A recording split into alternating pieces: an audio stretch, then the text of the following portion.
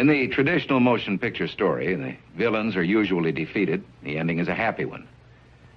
I can make no such promise for the picture you're about to watch. The story isn't over.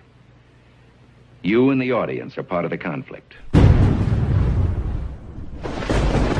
More human beings were slaughtered in the 20th century than all previous centuries combined.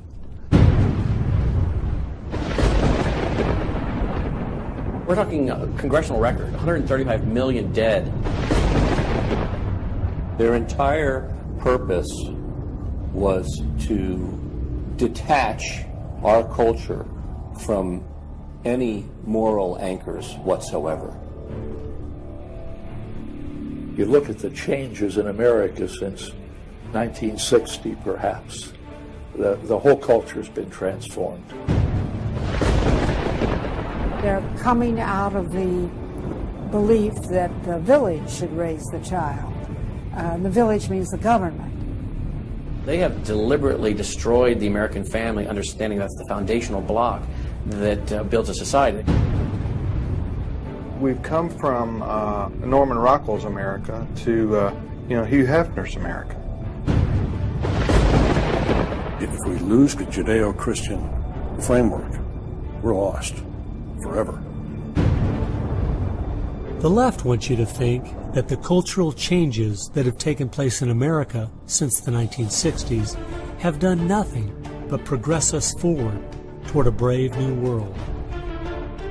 They look at what holds society together, they understand it, but they don't want that. They want change, and they will subvert and rot every good and decent thing we believe in, because they have a vision for a new society, and that must mean the replacement of the old society. This film will show that the brave new world they seek is nothing more than the failed policies and ideologies of the communism that enslaved over a third of the world's population during the 20th century. It will show that most people on the left aren't communist, just the useful idiots Lenin spoke of, being used to promote a socialist agenda, which is the first and necessary step toward communism. They basically try to say that the state itself is ultimate, that there's nothing, no law higher than the state, and if there's no law higher than the state, there's no appeal against it. History has proven beyond any doubt that the free enterprise that freedom produces provides more for anyone willing to work than any other system. So why would the left still be pushing their socialist agenda on us? I mean, it's really just microwave communism. There's only two possibilities. They're either ignorant or they're evil. From my investigation over the last 2 years into what has caused America's drastic decline, I'm sorry to say the left won't be able to use the ignorant card. They've left too much evidence of their agenda in their books, articles, and speeches. No, America has an enemy that is getting very close to accomplishing its plan of destroying the greatest country in all world history. Once people figure it out, they're going to do what people everywhere do. They're going to start protesting, and they're going to start revolting. And when that happens, that's when the powers that be feel threatened, and they use the power that they have.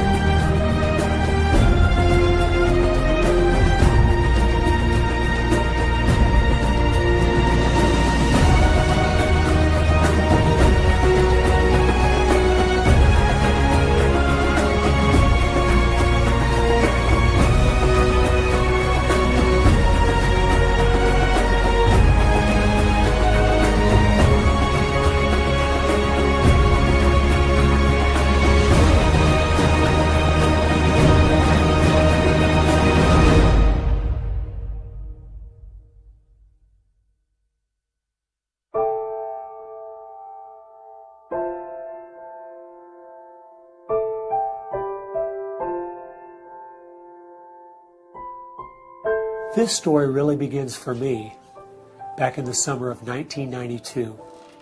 I got a phone call from an older gentleman I knew who was a writer, and he asked me if I'd go attend a meeting for him at the University of California, Berkeley. He told me that the Communist Party USA had recently split over differences of how to best take America down.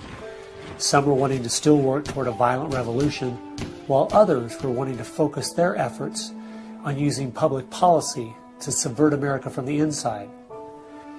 He was curious what they had to say. I mean, after all, the Berlin Wall had just come down, the Soviet Union had dissolved, and the whole world was saying communism is dead. So why were they meeting, and what were they up to? I was in graduate school at the time, and the whole idea of slipping in undercover into a communist meeting sounded pretty neat, so I decided to go. The first surprise I had was when I walked into the auditorium. I was expecting it to be filled with college radicals, but instead it was 50, 60, and 70-year-olds, grandparents, professionally dressed with briefcases, and I realized this might be a little more serious than I thought. As the weekend unfolded, I listened carefully as they outlined their plan and agenda, and how they were going to infiltrate the institutions of America to influence us in the direction they wanted us to go. To destroy our families, they wanted to promote cohabitation instead of marriage. They wanted to try to get children away into government programs at the earliest age possible. And they also said they'd like to get behind the feminist movement because they felt it had been very successful in making women discontent with marriage and motherhood. To destroy business, they wanted to get behind the environmental movement. And in 1992, the environmental movement was very modest, but they thought it was the only vehicle capable of creating enough regulation and red tape to discourage business growth. And finally, to destroy our culture of religion and morality, they said, if we can get Americans to accept homosexuality, they thought it would begin to extinguish our traditional moral values Americans held. I remember thinking at the time, this plan doesn't seem very realistic. It's not something I'll need to worry about in my lifetime. It was 15 years later, I was appointed by the governor to be a state representative in the legislature. I'd only lived in my district for 2 years, so I thought it'd be a good idea if I wrote a monthly letter to the editor. Each month I wrote on a different topic. In January 2008, as I was contemplating what to write my letter on, I thought back to the meeting in 1992, and I thought of the goals they'd outlined and where America was today, and I couldn't believe how successful they had been. Our families were totally disintegrating. The environmental movement had become the most powerful force for destroying our free markets, and hate crimes legislation was being considered in Washington, D.C. that made it a crime to even say anything against the homosexual movement. I realized people needed to know what was going on. After I wrote this letter, within days, people were protesting at the Capitol.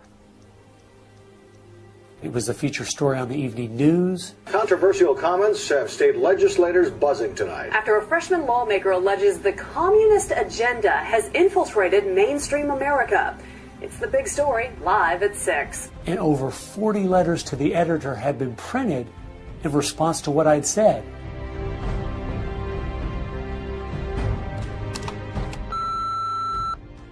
Hey, I just wanted to give you support on your newspaper article. Don't let them grind you down. Bye. I realized then I'd hit on something. One of the letters written in my defense stated that a book from 1958 had outlined a similar agenda. And this got my attention. The book was The Naked Communist by Cleon Skousen, who had been a former FBI agent. And inside the book it documented 45 current communist goals from 1958. And as I slowly read through the list, seeing how specific their agenda had been to subvert us on the inside, I couldn't believe it.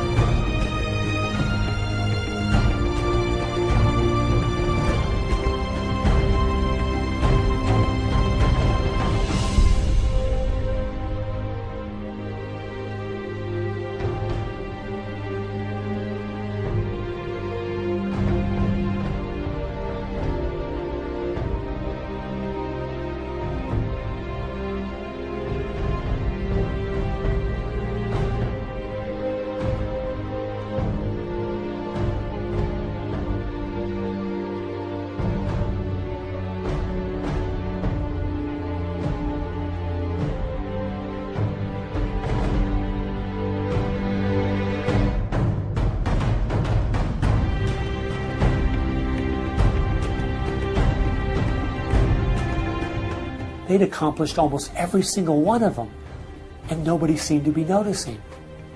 For at least the last 50 years, they've been working actively behind the scenes, in the shadows, trying to move our people and our culture in a direction that was designed to destroy us.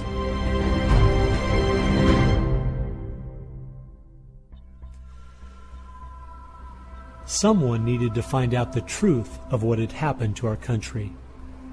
Could all of these very specific goals have been accomplished by accident? Or was there something there, under the surface, intentionally rotting away America's culture? I decided to go and get the facts from some of my favorite writers and speakers around the country. These are a few of the questions I asked them.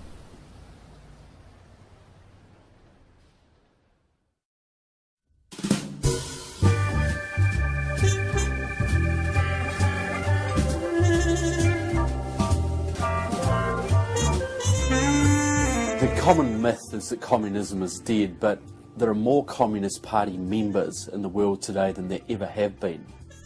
One of the things the communists are doing worldwide is not using that name. And so what we have is people with some of the same ideas masquerading in the United States under a variety of names. They're even trying to get away from the word liberal to describe them, and they're trying to call themselves progressives. If you go to the American Communist Party website, all of the programs and policies they support are progressive. So progressives are anything from a hardcore liberal to a communist to a socialist. They all call themselves progressives, and they all have broadly the same values and work together. J. Edgar Hoover is called the masters of deceit. And a good magician waves one hand in the air while he's doing his dirty work with the other hand. And while everybody's saying communism has died, they moved through much of Africa. Communism is resurgent in South Africa. Into South and Central America. Right now, 6 countries in Latin America are now communistic. We have communist China. We have Cuba, North Korea. We have Vietnam. It still dominates behind the scene in Russia. It's still very strong in Eastern Europe. It is strong in the EU. It is strong in virtually every country in the world. Whittaker Chambers said, the communism succeeds because most people that promote communist causes are not communist. The useful idiots, that Lenin called them, it gives it an air of legitimacy it would never have if it was identified with communists and communism. So why has it been so easy for them to get people on the left who aren't communists to push forward their agenda? Once I looked at the political scale, it all started to make sense. On the far left, you have 100% government, and on the far right, zero government. Anarchy is no government and doesn't make sense at all. On the far left, you have socialism, communism, and Nazism, all systems that have a socialist form of government with only slight variances between them. Traditionally, Republicans were slightly to the right of center, and Democrats were slightly to the left. In recent years, though, through the radical influence of the media, Hollywood, and the multitude of Marxist professors in our universities, both parties have slid to the left, with the Democrats going so far they have openly joined hand in hand with the radicals. That's why they all work together. All the groups on the left now have the same goal, a socialist America. I thought we were over communism. I thought, okay, we won that battle. The Berlin Wall came down. Ronald Reagan won the day. We've got to look and see how he fought this, because we're fighting it again on American soil. Not hostilely attacking us like we feared in the Cold War. It is from within. And it has no opposition. None. And that's the frightening thing.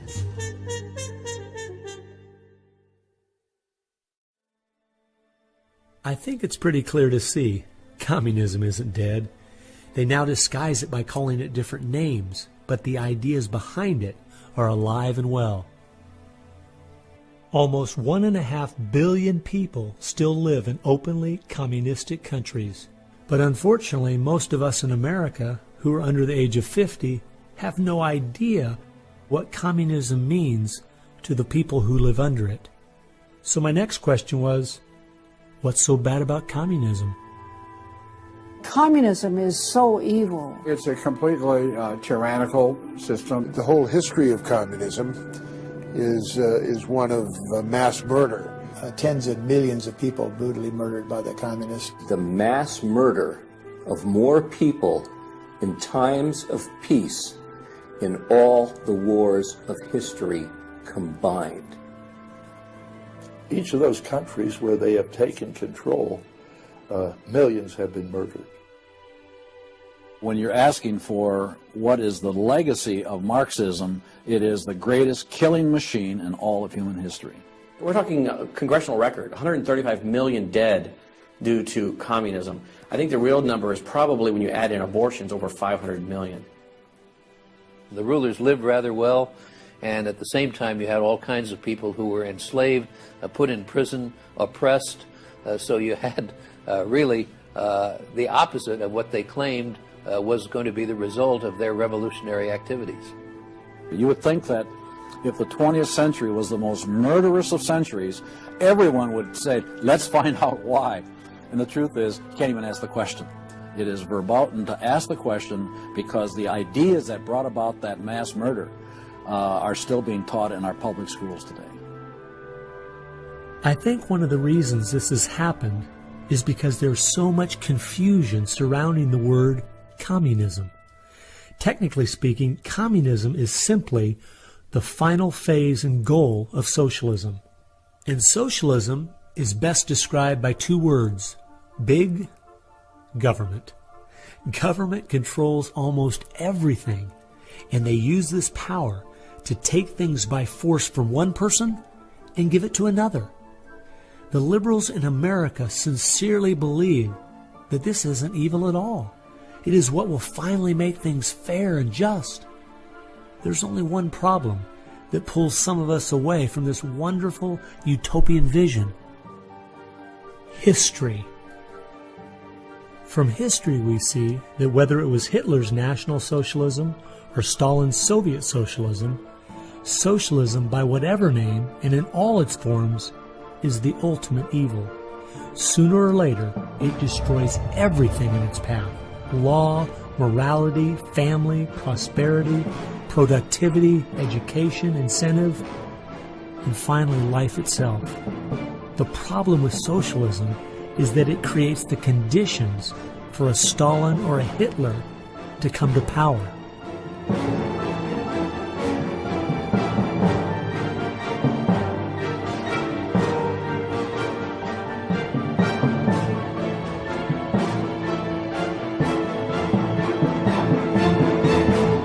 And that's why communism has such relevance today. It's the final destination on the road we're traveling.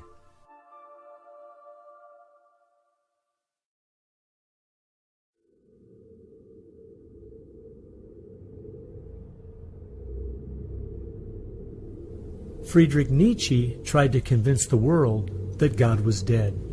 Charles Darwin tried to prove that humans are simply part of the animal kingdom. And Karl Marx realized that the philosophies of Nietzsche and Darwin would legitimize his own philosophy of communism. He knew their ideas would justify the brutality and slaughter that would be necessary to implement communism worldwide.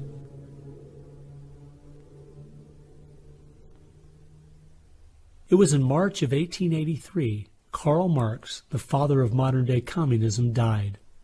The assumption that communism would die with him was a logical one, since only 9 people attended his funeral. In October of that same year in London, England, a group was forming called the Fabian Socialist Society. The Fabian Socialists decided that they were going to socialize the world incrementally. They called it socialism by evolution instead of Marxist socialism by revolution. It always worked in tandem with the communists. Some Fabians were also communist. There was a bit of interchange of membership. The Fabian socialists are slowly but surely bringing about the socialization of the world. Europe is pretty well done. They are now working in Latin America. Latin America is not just socialistic in many countries. They're all already Marxist. You have hardcore Marxists in Venezuela, in Nicaragua. El Salvador just went communistic, and of course Fidel is sitting right there laughing at this whole thing. And we haven't even figured this thing out yet. We don't even know there's a red plague coming up to meet us. We think that we're just going to watch the cartoons on Saturday morning and everything will be fine. They had a lot to do with bad stuff happening.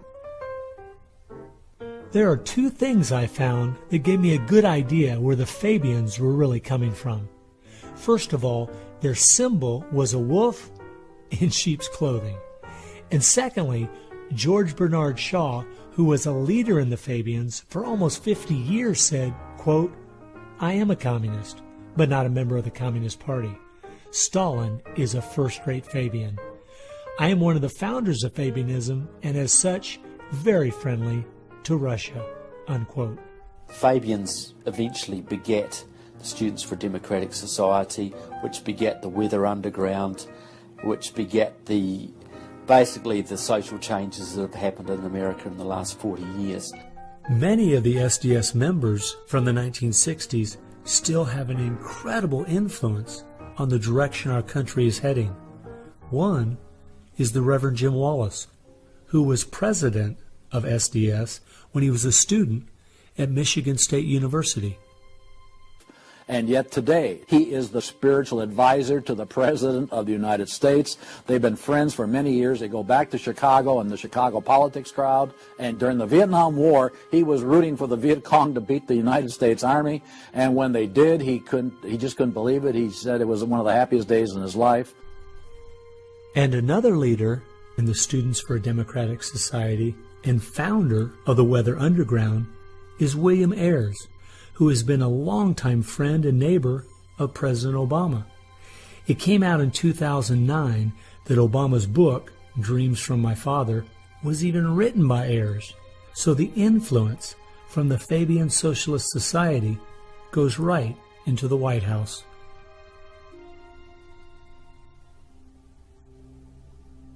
The next group I found that has seriously impacted America's culture is the Frankfurt School. The Frankfurt School was a sort of an outpost in America of European socialism. Willy Munzenberg, with a few other Bolsheviks, founded the Frankfurt School. The two leading members are Herbert Marcuse and Franz Neumann. Franz Neumann was, in fact, a Soviet agent. Their entire purpose was to stand the entire educational system of the West, and the United States in particular, on its head. Bertrand Russell, who worked with the Frankfurt School, said, "By using psychological techniques to teach the children, we will be able to produce, quote, an unshakable conviction that snow is black," unquote. They established a school here. With the help of John Dewey. He helps bring these German intellectuals to America in 1933, drop them down at Princeton, Berkeley, Brandeis, to go after education and media. Included in those goals were the teaching of homosexuality and sexuality to children, the promotion of excessive drinking, and destruction of religion in the United States. That was a big one. And they basically started the social rot. Willy Munzenberg said, "We are going to make the West so corrupt it stinks." I love spending time with my family, July 4th, baseball, and apple pie, and my mind can't even comprehend that there were groups of intellectuals back in the 1930s plotting and planning how they could make America so corrupt it stinks. There are certain lines and certain limits, and the left has always pushed it as hard as they can, as far as they can, and will protect any pornographer, any deviant, any negative cultural form they can find, basically to degrade the culture. And that goes right along with the feminism of today, which was part of the Frankfurt School's desire to destroy a patriarchal society for a matriarchal society. In other words, remove the father as the loving provider, discipliner, discipler, leader of his home, where you instill virtues and integrity and modesty. That's been broken down on purpose because they knew if they could destroy the family, they could destroy a nation. And instead of having a father who leads and disciples and protects the home and provides for the family, the government steps in as a nanny state.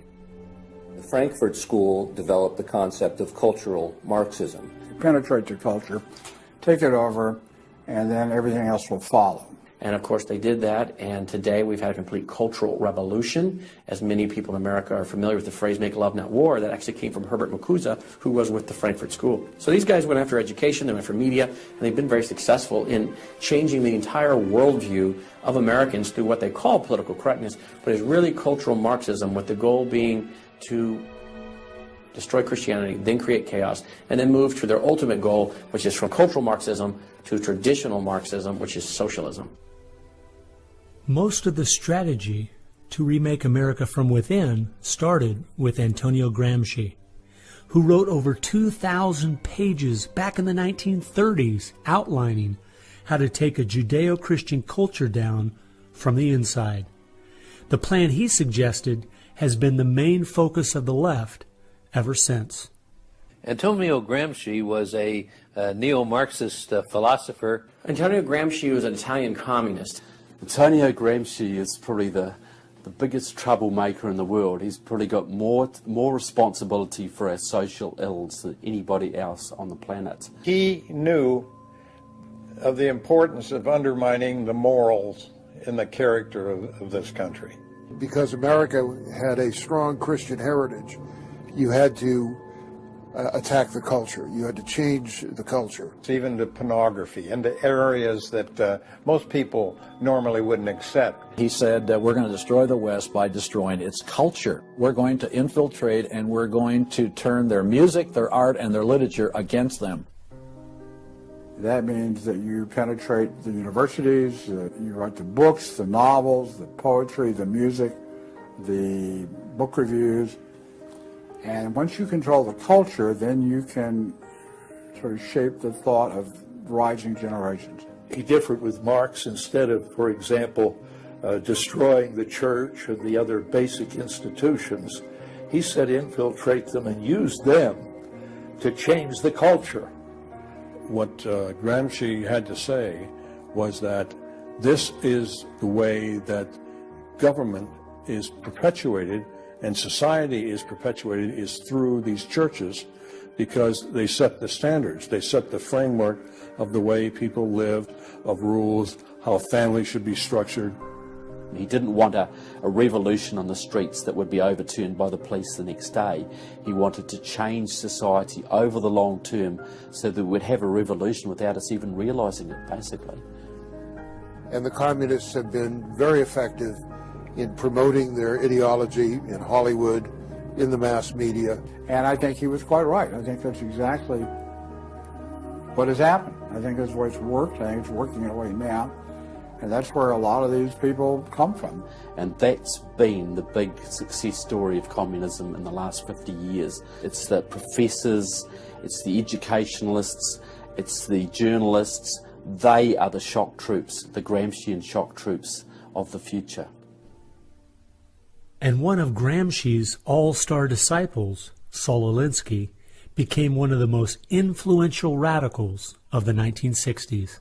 Well, Saul Alinsky was a prominent radical in 1930s Chicago. He worked closely with the Communist Party.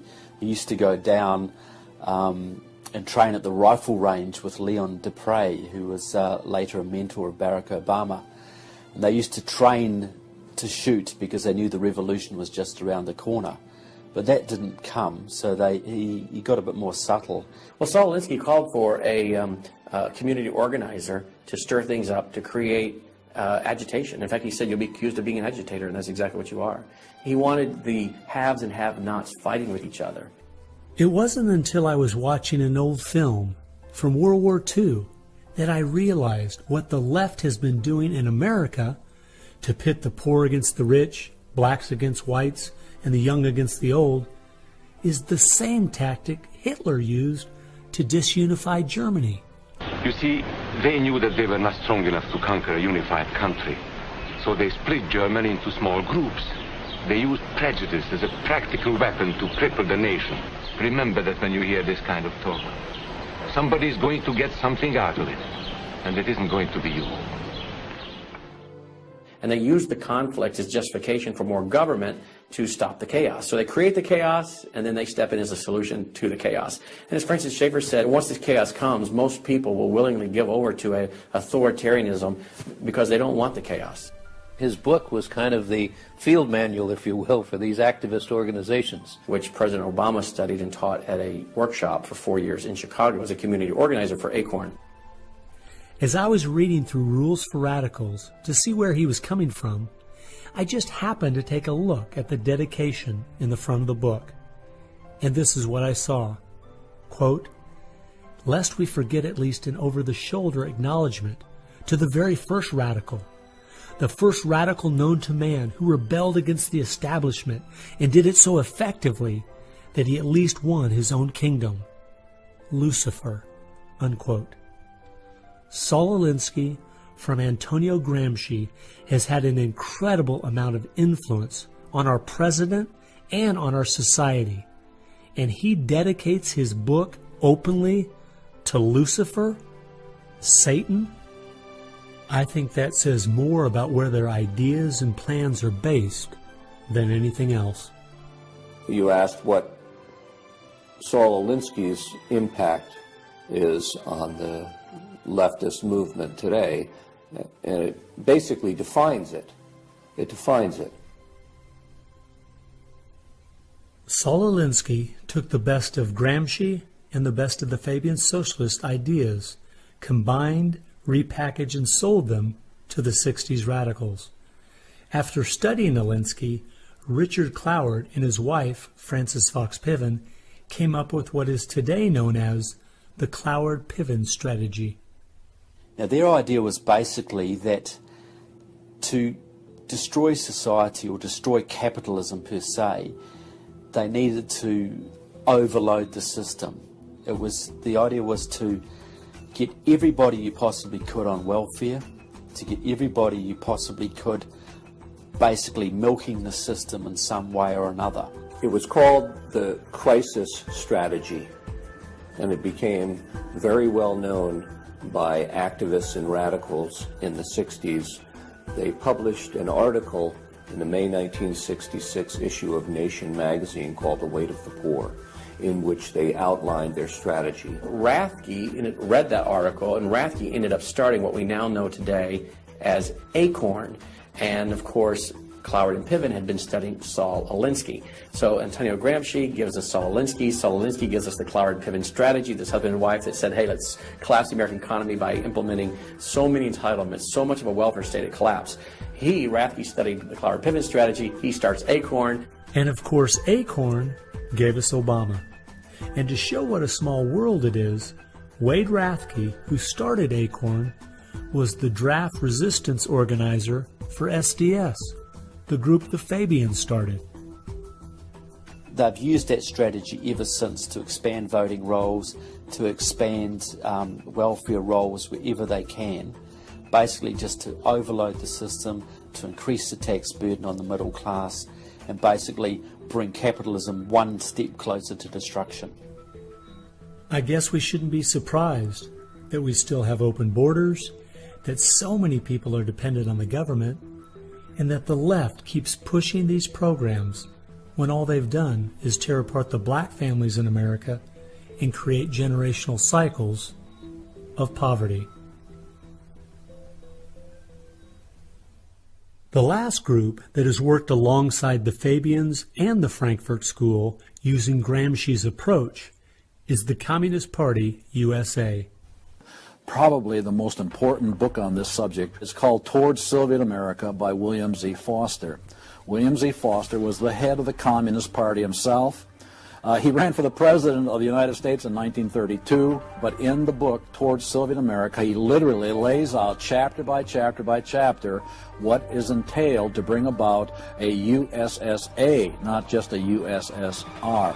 Two of the movements they started in America have played a significant role in tearing apart our families, in breaking down our morality. Betty Friedan is credited with really starting the feminist movement in this country. The purpose really was to attack full-time homemakers, to get them out of the home, to make them think they live dreary lives, to make women feel they are victims. It's the science of victimology. And that is so unfortunate, because the American woman is the most fortunate class of people who ever lived on the face of the earth.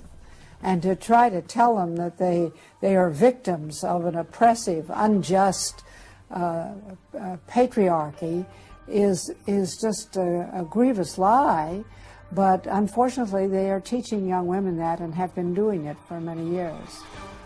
While Betty Friedan was pushing her book, Feminine Mystique, she implied that she was coming from the point of being a frustrated housewife herself and just wanted to be a help to other women.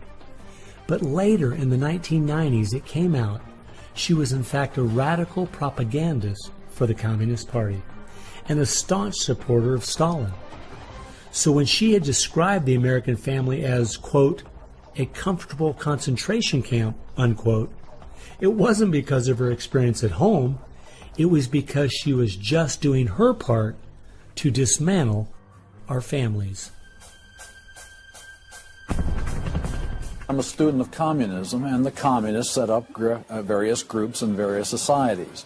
Their society that they set up to promote homosexuality in this country was called the Mattachine Society.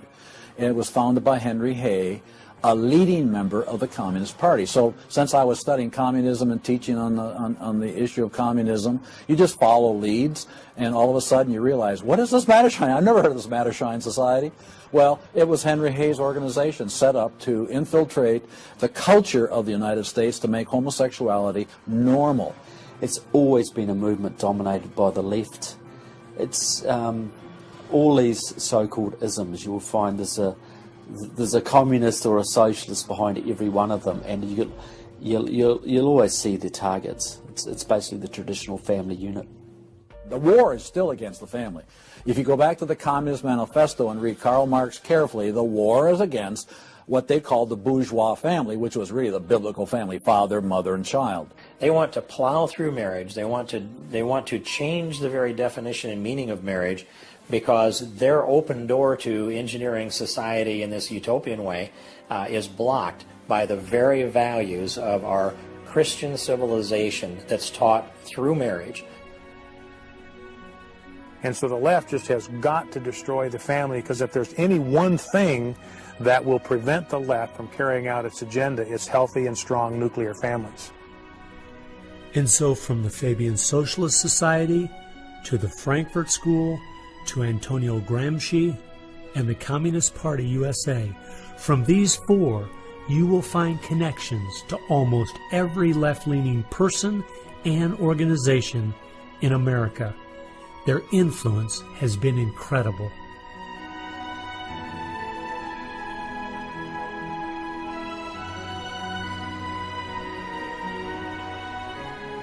It was in the 1960s all the groups on the left seemed to realize Antonio Gramsci was right. In a Judeo-Christian society, you will never be able to persuade people to rise up in a Marxist revolution and start killing each other off. The only way to take the culture down is through penetrating the institutions of influence to change the people from within.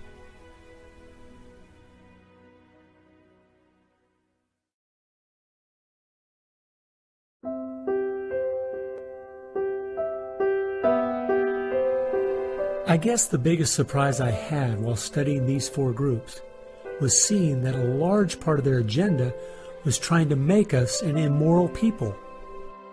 The communists knew in the 1930s and since that time, and the leftists know today, that if you can break down the cultural traditions, the basic rules of morality, then it's much easier to move people in different directions that are counter to the good of society. They recognize that it's all part of the same fabric. Their ideologies all work together to break down families, to break down the sanctity of human life, the value of human life, to break down the idea that there is a God that we are accountable to. They essentially are validating the Judeo-Christian worldview by the very things they attack. Because in their effort to destroy our culture, they know that they have to go after the very things that the Judeo-Christian tradition honors and values. Morality, belief in God, faith, the importance of family, the sanctity of life, the sanctity of marriage. It's amazing our enemies could see our morality was our greatest strength. And yet so many Americans don't seem to get it. Morality is simply having the character to do what you should do instead of what you have the freedom to do. And that's the only way freedom works. A people cannot be given freedom without morality, or they will self-destruct. And that's what we see happening in America today. The bottom line is freedom and free enterprise are simply fruit on the tree of morality. Our founding fathers clearly understood this principle, and so do our enemies.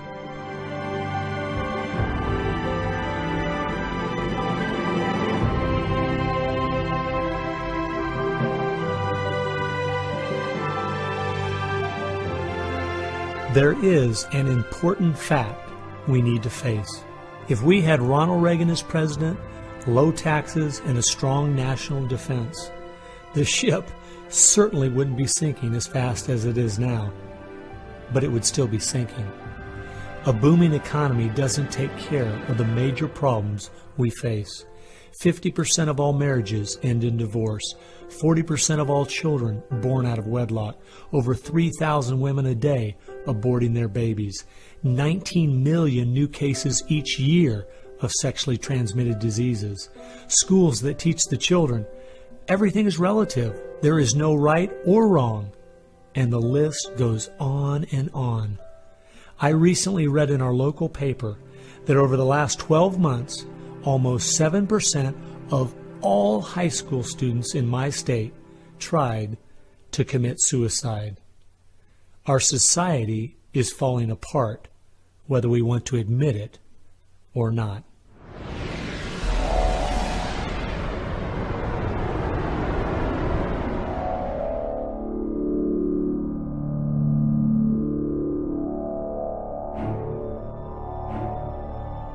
Karl Marx had the insight to see that dethroning God and destroying capitalism went hand in hand.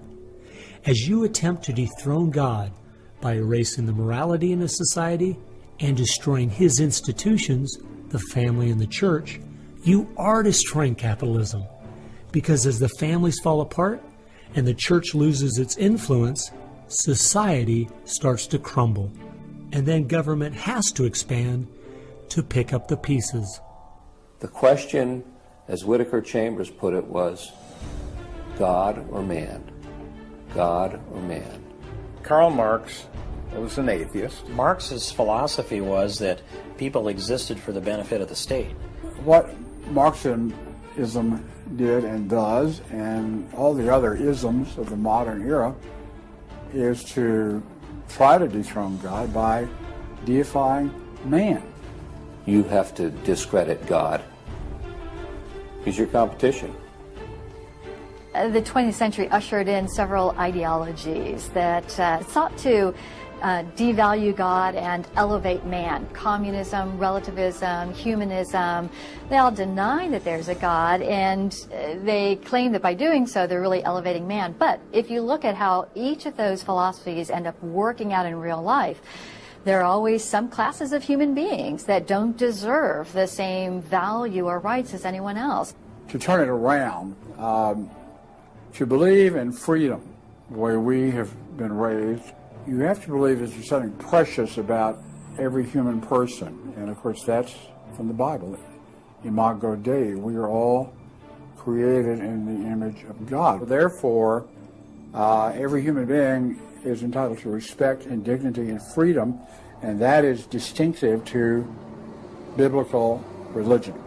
You don't find anywhere else. Almost all the ideas that have made America such a unique and great country our founding fathers got straight out of the Bible. I guess that's why the left only has a problem with one religion, biblical Christianity.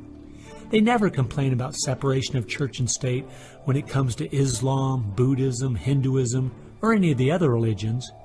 In fact, a couple years ago, the Dalai Lama came to my town, and during the school day, at taxpayers' expense, thousands of our local school children were bussed in to hear him talk. I wonder if they would ever do that for someone like Billy Graham. No, they must destroy the Bible's influence in America so they can step in with big government in its place. It's an age-old question. Are we going to believe in God, or are we going to play God ourselves? Essentially, for the left, the choice that they see very clearly is people are going to depend upon God or they are going to depend upon government. They want people to depend upon government, so they have to destroy faith in God. At its core, it's a rebellion against God and God's laws. And that's what the battle is about. That's what the assault is on. That's why Christianity is a target. And that's why we saw the gulags in the Soviet Union. We saw the concentration camps in Nazi Germany. And all the ideologies that elevate man end up devaluing certain human beings. Dictators of the left, Hitler, Stalin, Mao, Castro, and all the others, always have come to power by acting like they're going to change things to make it better for the people. Yet history has shown us the devastating results that have happened every single time. There is no example in history of big government that didn't abuse its power over the people. But people who have believed in the God of the Bible and that our rights are a gift from Him to everyone have always stood up for the preciousness of every human life. You look at those who have fought for true human rights throughout the ages, and it's those that do have a strong faith in God, those who fought against slavery, and those now today who are fighting for the sanctity of human life. Like the Declaration says, we hold these truths to be self-evident, all men are created equal. Aristotle didn't believe that. He said, no, some people are born to be slaves, and some other people are born to rule over them. And the reason that you and I know different, and it's not because we're smarter than Aristotle, he was a smart man. But we have something he didn't have. We have the Bible. And so, therefore, that's where we get these ideas. And from pagan antiquity or neo-paganism or all the modernisms, you get the opposite. After studying this topic for the last 2 years and reading literally hundreds of their books and articles and speeches, I've come to the conclusion, whether the left knows it or not, their plans and goals can all be summed up very simply. They are at war with God. A people that are moral and believe their rights come from God would not only never want what they're selling, but would also never need it. And they know that.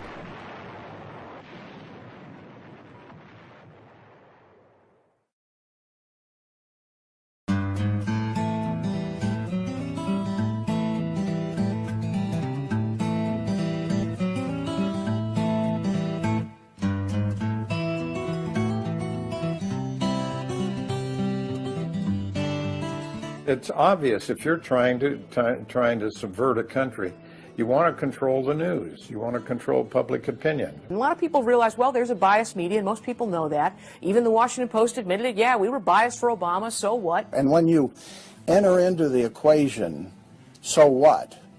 That means the biases, the opinions of the reporters enter into what is news. They decide whether you have a right to know. And it's no longer a bias. They turn from just political bias to activism. They go to the places that influence, or I should say, where they can have leverage. Generations of journalists have been trained to interpret events, interpret the news, not report the facts, interpret the news. They do not deal in facts because facts aren't effective for them. They have very few facts on their side. They've gone into and penetrated these major areas to where they can influence it in the direction they want to go. We've seen a massive shift away from old-fashioned objective news reporting to what he called interpretive reporting, what others call advocacy journalism.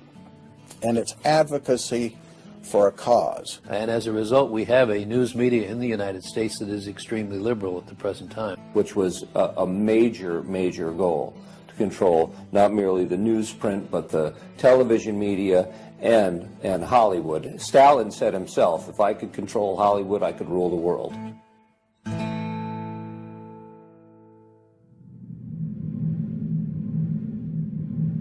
Children are always the first targets of anybody trying to bring down a system.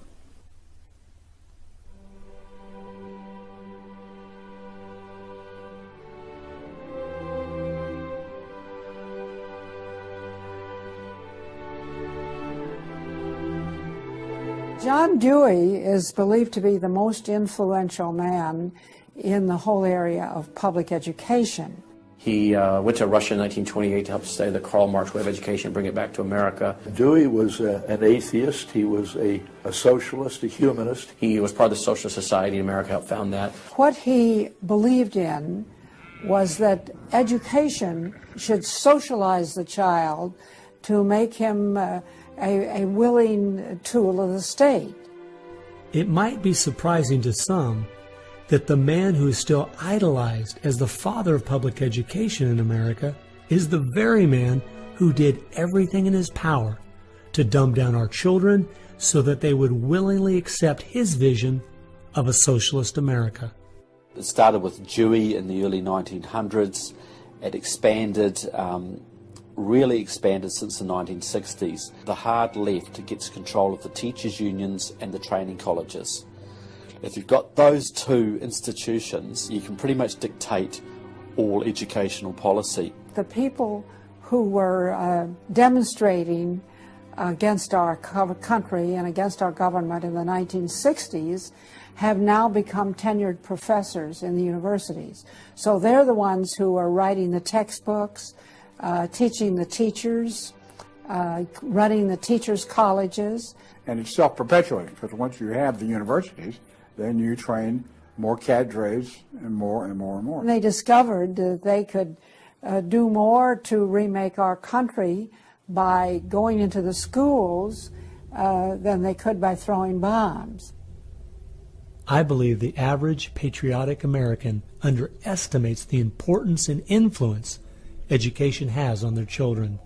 That's how the large majority we had in 1980 to elect Ronald Reagan in a landslide has been lost. It's not because the other side has had lots of children. No, they're aborting theirs.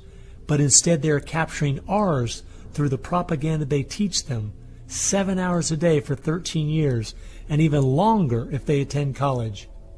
We are losing most of our children to the other side because of the anti-American, anti-God, and anti-free enterprise rhetoric they are filled with in the government schools.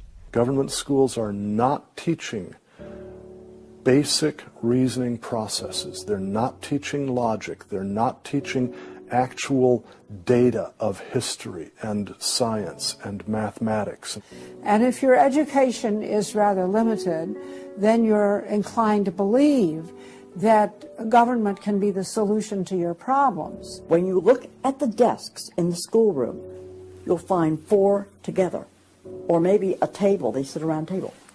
Independent desks are very rare in most classrooms because they don't want to promote the self-sufficiency, independence mindset. You go back to William Z. Foster in his book, Towards Soviet America, you will see how he has a whole chapter there on how we have to supplant education in this country and ultimately force every student to attend public school. That's the other thing. I hope the homeschoolers catch on to this. The homeschoolers and the Christian day school movement are going to have some very rough times ahead of them because the public school crowd cannot afford to have any competition. And they're being given plenty of competition by the homeschoolers right now. You see the effects of that in lowered educational standards. There's no more studying of the classics or studying of the civics or you know, how the US Constitution was formed. It's all progressive education. It's all based on the identity politics, the isms, the current trendy isms, environmentalism, racism. They're training them for the collective, and a collective mindset and a dependency mindset. And it seems that they, again, want to have people be uneducated, so then they do become wards of the state. They're dependent on the government to provide everything for them. It's under 10% of kids believe that there is an absolute right and an absolute wrong. And why are we surprised? We've sent our kids into this government system that indoctrinates them, that teaches them about tolerance and diversity and multiculturalism, and not about reading, writing, and arithmetic, not about what our founding fathers had to say. It's consequences. Few would argue that the education the children are receiving in the public schools is pathetic at best. But with the amount of tax dollars we spend each year, over twice as much as it would cost to send the students to private school, why do we allow this to continue? The group that my investigation led me to, that seems dedicated to making sure the children don't get a good education, was a real shocker. The schools are pretty much controlled by the Teachers Union, the National Education Association. If you look at their platform and goals, you would think they were a socialist or almost communistic organization.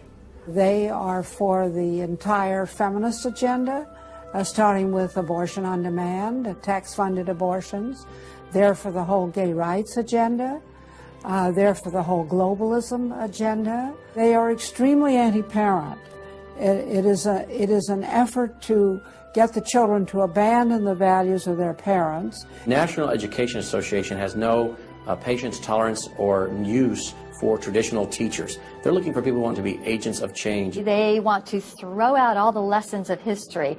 And really it's an attempt to then impose their own views and ideas onto people, get them to act as activists. If you control those institutions, then you can control everything else.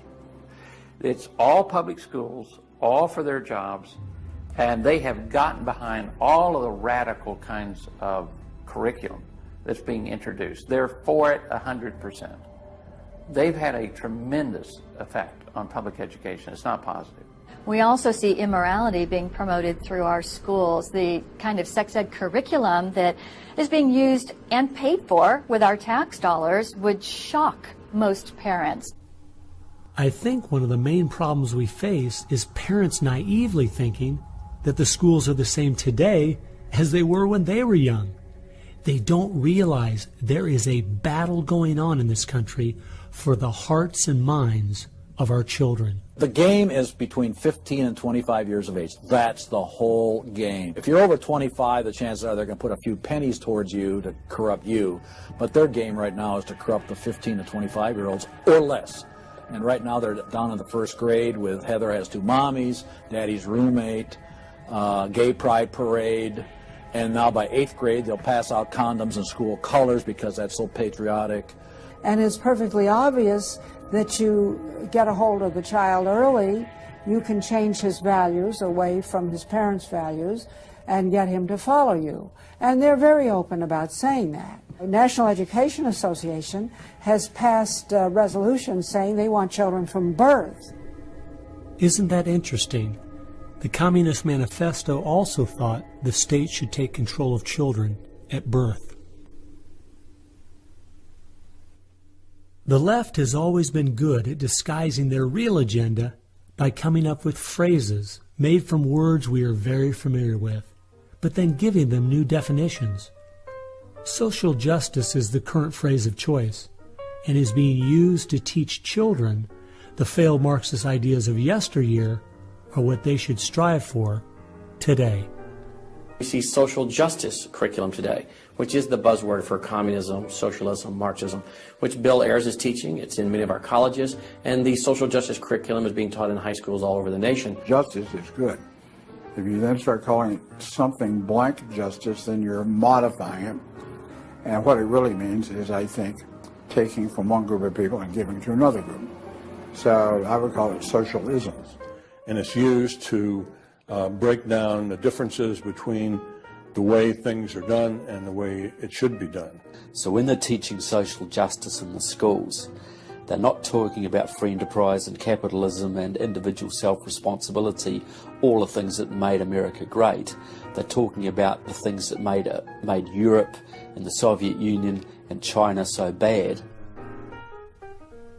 The longer we allow our schools to teach the children that America has so many faults it's not worth saving, instead of the fact that even with its faults, it is the greatest country that has ever existed, the less chance we have of ever turning our people back from the dead-end road we're currently on, a road that promises to give us a perfect world if we'll only give up our sovereignty and our freedom. You're going to find more and more of the following. This is now called a world pledge. We no longer want the Pledge of Allegiance to the flag of the United States of America because that is considered nationalistic, and of course the socialists, communists, and the Marxists and the extreme left wing in the country want nothing to do with it. I pledge allegiance to the world, to care for earth, sea, and air, to honor every living thing with peace and justice everywhere. This came out, first of all, in Superior, Wisconsin. So Superior, Wisconsin was their guinea pig, and there was very little said against it, and so it would then go to the next and the next and the next, and before long you'll have the whole school system standing up saying, I pledge allegiance to the world instead of I pledge allegiance to the U.S. The public schools right now, if you'll read Towards Soviet America, have nearly accepted every item that William Z. Foster said we needed to place into the public school curriculum. And we're seeing the results. You know, people are not as informed as they once were. They think in different ways, and they think in the way that the left intends them to think. Antonio Gramsci realized that if you can take over the institutions in a culture, you will be able to use those to influence society to create the socialist man you want. I think the most brilliant part of his plan was that he realized you could not only create a man that wanted big government to take care of him cradle to grave, but, and this is the genius of Gramsci, you could create a man that needed big government to take care of him cradle to grave. A man so dumbed down and so minimized in society, he wouldn't have the intellect or character to take care of himself. The reason this is so deadly for America is that once we have a certain percentage of the population in that category, our limited constitutional form of government is no longer possible because too many people won't be able to exist in that framework. We are approaching that tipping point rapidly.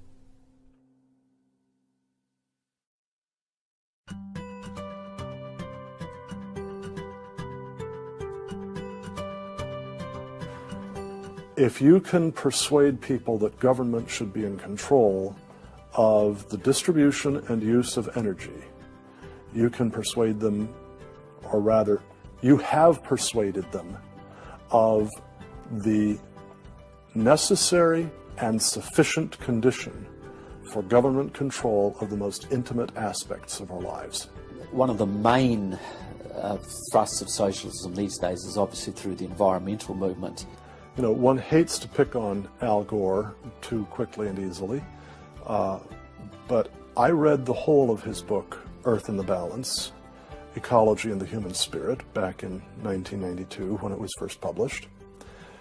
And if you know anything about the history of political philosophy, you read the last chapter in that called A Global Marshall Plan, and you understand that there is no way to implement what Al Gore was calling for in 1992 in that book, except by means of totalitarian world government.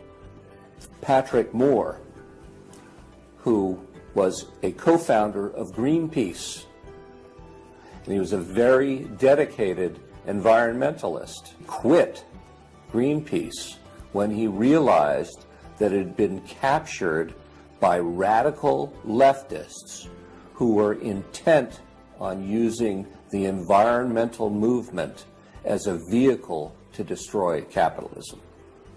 How many factories work when there's a power outage? None. You want to hurt business, you want to drive down industrial production, you just drive up the prices of energy, you just diminish its availability, and the easiest way to do that is to make people scared to death of the cheapest forms of energy, which are fossil fuels, oil, coal, natural gas, and nuclear energy. They had already made people afraid of nuclear because of irrational fears of nuclear reactor meltdowns, which were physically impossible anyway. But then they had to figure out a way to make them afraid of fossil fuels. Well, the way to do that was to say they're going to cause catastrophic global warming. So I used to think this was just one great big distraction. If they want to put their energies toward the environment, but now I see that this is now being turned around and used as a tool to further a socialist agenda. Charles Rubin, a political scientist who wrote the book The Green Crusade, has told this story extremely well. Environment comes from a French word meaning surroundings. Well, now, what is surroundings? Everything around you, right? And so, as Rubin points out, environmentalism is literally everythingism. And so, if you were a socialist, committed ideologically to the notion of government having control of everything about our lives, and you saw that you were losing the contest in terms of the creation of wealth and its distribution to capitalism, you had to find some other basis on which to promote your vision of government and to pursue its implementation. Environmentalism, or everythingism, was the perfect card. In December of 2009, when the ClimateGate scandal broke open and it became public that even the leaders of the movement knew the whole global warming idea was a farce, it wasn't them just having bad data, we as Americans knew once and for all that this movement was simply part of their agenda. It's my guess that regardless of the evidence that comes out against them, they will not let this tool they have waited the last 100 years for go to waste. A tool that gives them the absolute power and control they want, but allows them to get it under the guise of saving the planet.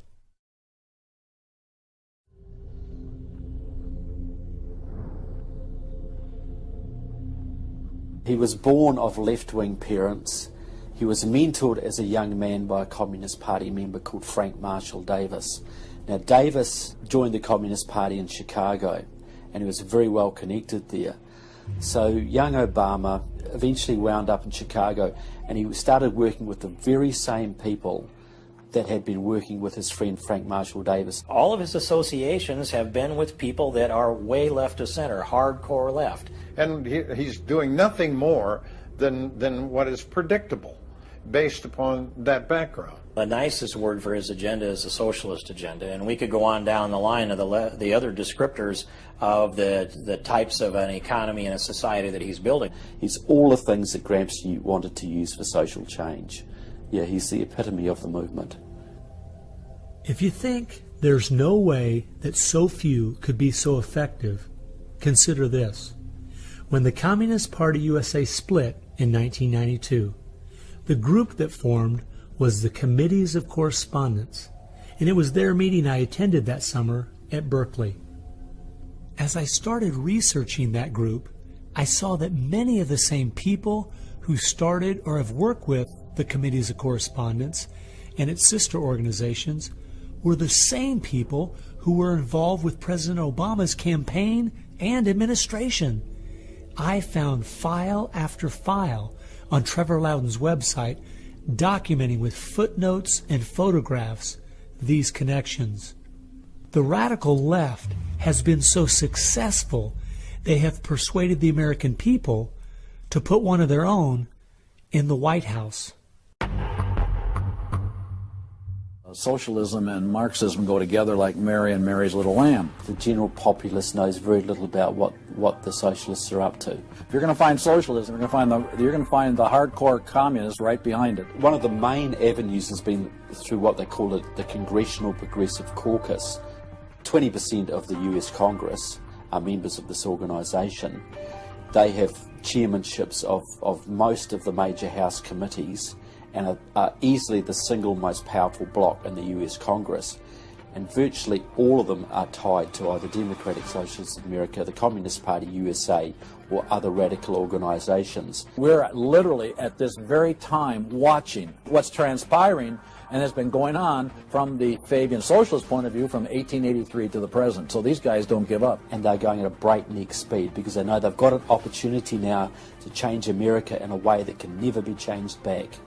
And they're going for broke. The Bolsheviks, they're just waiting in the woods and they're just smiling like you can't believe. You just read the Communist Party USA blog and they just can't believe their good fortune. Every time they turn around, they just can't believe this is happening. They're like me. I'm a Christian conservative and I can't believe they've been so successful in doing this. The left has started multitudes of foundations and nonprofit organizations, many of which are using our tax dollars to grind America down.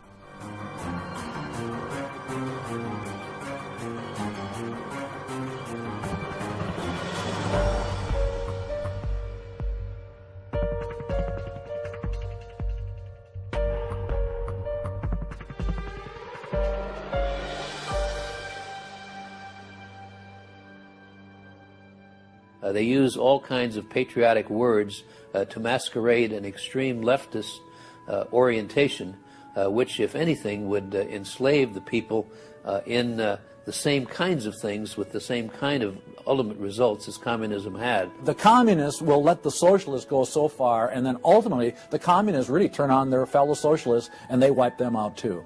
And their attitude, I think, is really probably pretty close. They figure, look, if these socialists betrayed their own country, the chances are, once we get in power, they'll betray us too. So they'll figure, let's just rub them out right now. And at a given point, you'll see in the history of communism that they've been very effective in rubbing out their fellow socialists who brought about their socialism before the Bolsheviks and the hardcore communists with a capital C took them over.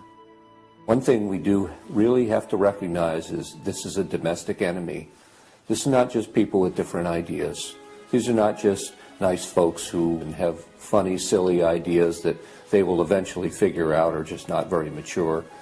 No, these people are dangerous, dangerous enemies, and they are intent on overthrowing this country and imposing a socialist system that will mean extreme hardship for the vast majority of people in this country. That's true with them constantly seeking to re-engineer society so they reach this level of utopian perfection. Where we, on the other side, we advance the idea that this is about the cause of freedom, and if it hadn't been for Jesus Christ, there never would have been a United States of America, because the inspiration for freedom drove our founding fathers. They were informed by their faith, and I believe guided by the hand of God.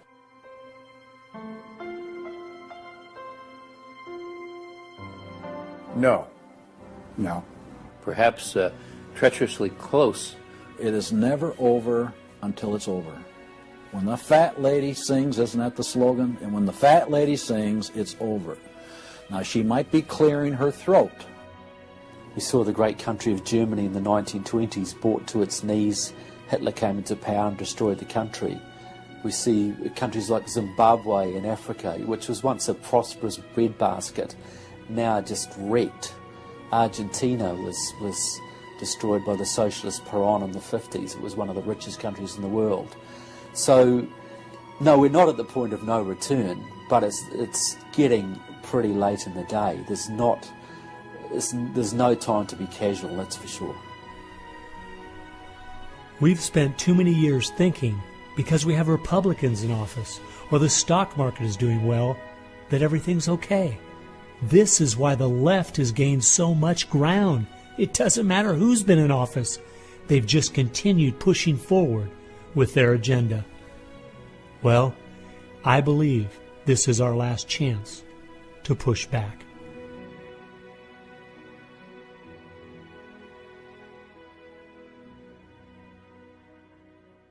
If people are looking for something to do, we have our work cut out for us. I believe one of the things that we can do that will have a profound impact in changing America is praying. Well, as soon as we get off our knees, we need to get on our feet. Become educated about what's going on in the country. Spend time reading, understand their philosophy and their goals. They have to master this documentary. They have to go over it a dozen times. It might be having a monthly movie night with family and friends, watching one of the many great documentaries out there about what is going on in our country. One of the things that I think people in the United States who believe in our country, believe in our values, can do, quite frankly, is stand up for those values, to make their views known. And there's times that you got to speak up, and you've got to call things what they are. We need to be willing to be criticized and to not be silent because of the criticism. It was Martin Luther who said, if we're faithful on all battlefronts besides, it's precisely where the battle's the hottest, then we're traitors to the cause. I like to quote by Abraham Lincoln, who said that silence makes cowards out of the best of men. And we got a lot of people that need to be speaking up right now. We have an obligation to speak the truth about the policies that are taking us 180 degrees from God's will. Expand within your church. Expand within the people you have contact. Bring them up to speed and knowledge on what's going on. We need to organize those around us by simply mobilizing the unique groups of people we are in contact with and being their source of information. We can have an extraordinary effect. Lenin said that the organized minority will beat the disorganized majority every time. Why should we be buying products from companies that are going to fund organizations that attack our values? They need to be really smart in using the mass media. They might want to blog. Using the power of YouTube and that sort of thing to educate as many people as possible. A good YouTube video can reach millions of people. And if Susan Boyle can do it, why can't we? If you do the right kinds of things on YouTube that are creative and do them frequently, you can drive a message through society, influencing millions at almost no cost. We need to be the people who graciously but consistently make contact. And express to those folks we elected what we want them to do, and what we believe in, what we think is right. And if they don't follow those things, then we need to make efforts to get them out and get other people in that will. Pick the good ones and stick to them. Don't waste your time on people who won't stand up for their country. All the others are making contact. The people who really want to honor America need to make contact. We also need to be influencing our own families. We've got to teach our own children and grandchildren the difference between truth and error, why they believe the things they do, and the true source of America's greatness. If what we're talking about is true, the most important thing we can do is protect our young, because that is where all of this is leading. They need to get that younger generation under their belt. And more parents are going to have to say, they're just going to have to sacrifice and take responsibility for their kids' education, because that's really where it starts, to impart that belief. The Southern Baptists, we're seeing that 85% of their kids, after they get out of their home, are essentially rejecting their faith, rejecting what they were taught. And of course, I think the reason for that is because their parents didn't have a lot of influence over them. I believe the public schools are the greatest cultural influence in this country. You homeschool your kids or get them in a Christian day school. If there is any way at all, homeschool your children. Homeschoolers out-test everybody. Our children need to be taught from Scripture a properly biblical worldview. That requires time. It requires effort. It requires purpose. Our minds should be the sharpest minds in the world. We need to work within our family to educate our children on what kind of country they live in and build their faith, and then get involved. The left has been working for decades to push us away from God and His laws. And we need to be willing to sacrifice whatever it takes to turn our country back to Him. Throughout our history as Americans, though, there has always been a great price to be paid for preserving, protecting, and defending this great land. the people who built America paid a great price. The people who went to war for our nation, boy, did they pay a price. And one of the American values was, we will pay a price for what is right. We will give of ourselves, even if it requires the giving of our lives. That was an American value. That's why it is such a heroic and honorable thing when a soldier defending us pays that price. That's like when you go to Arlington Cemetery in Washington, or the Tomb of the Unknown. You stand there and you say, this is America. We were the people who so believed in these values that it's an honor to stand for, even if it can cost you your very life. One thing I think we do need to remember, though, is that as we look at those we consider to be heroes in the past, they weren't people who just went along with the status quo. They weren't people who were just saying what was accepted at that time in history. They were people who were rising up above the evil that was being committed in their culture at that time. That's why they were heroes, because they weren't like everyone else. Never, ever lose sight of the power of one individual American. They can have an unbelievable magnifying effect just by the very fact they make up their mind to do so. The hope is in this, as Francis Schaeffer said, that as the dull ache of the human soul can no longer be filled with material prosperity, people are going to turn to spiritualism. Will it be pagan spirituality or biblical Christianity? We know, according to the Denver Post, June of 2008, pagan spirituality is doubling in America every 18 months. So we better get out there, because I'll tell you, pagan spirituality and Christianity will both get you to God, but one will get you there as your judge, as your Savior. If we humble ourselves, we fall to our knees, if we seek His face, we pray, and we turn from our wicked ways, then we have a chance for God to hear from heaven, to forgive our sins, and heal our land.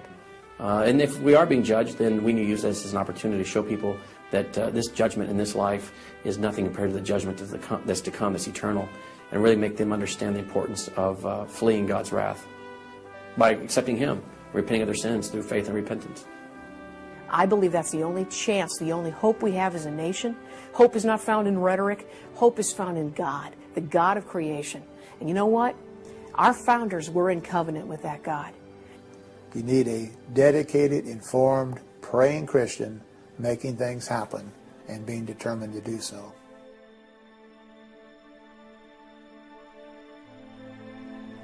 Time has only allowed me to present a fraction of what I found.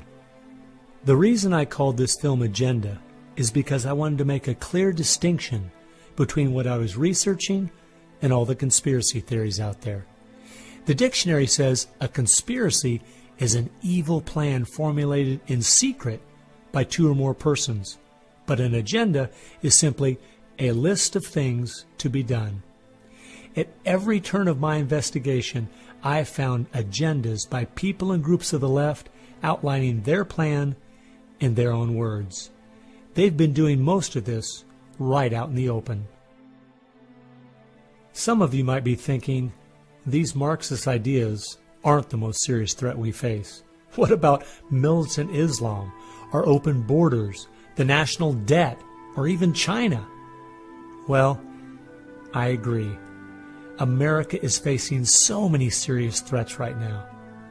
But the reason I believe this is the most dire is because it's destroying us on the inside. Through the political correctness and dumbing down, it's causing us to lose our ability to call evil evil and stand against it. I fear for our country. If we go along business as usual, not informed, not aware of what's going on, then the very small minority that have a plan and are great at organizing the uninformed and misguided will make sure their plan is carried out. I hope you realize it won't just be your children and grandchildren that pay the horrific price of living in the society they're trying to create. No, it will be far worse than that. Every time a civilization goes down or a country goes down militarily or economically, somebody else fills the gap. Now, if you look around the world now, it's going to be China, which is massively arming. You've got Russia, which is becoming increasingly belligerent. You've got the radical Islamic world, which works hand in glove with the Russians and the Chinese all the time. You've got a virtually red Latin America. You've got a neutral socialist Europe. So America hasn't got a lot of friends left in the world. Now, that's just not going to affect America. That's going to affect every single remaining country in the free world. Who's going to stand up to China if America doesn't? Who's going to stand up to the Russians? Is Europe going to do it? Australia, New Zealand, Canada? Not a chance. If America, and this is the point I think Americans need to comprehend, if America goes down economically, it will go down militarily. If America goes down militarily, we all go down. The free world is finished, and it will be finished for a very, very long time.